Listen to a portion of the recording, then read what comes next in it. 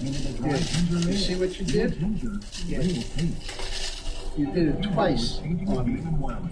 The thing is marked 129 on the package, and you put it in 135. Now, what the hell is the matter with you? This is urgent stuff. The next hour of Music on Board is brought to you by This was supposed to be out of here on the way overseas last Thursday, and it didn't. And it didn't because of you. Wait a minute. Don't you ruin my business! I'm not going to do business. I'm trying to explain that I'm. You explained it because you're stupid.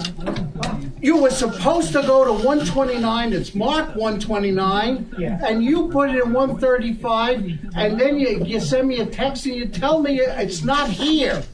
I came down here Thursday and you told me it wasn't here. I did. And then I get another text today, and you did the same thing.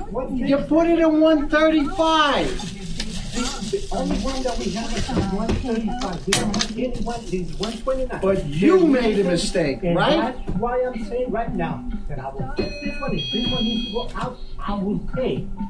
That's what I'm trying to Well, say. I'm gonna sue your ass. You cost me a goddamn fortune because you had this. And we'll see if the AIM management wants to put up with you.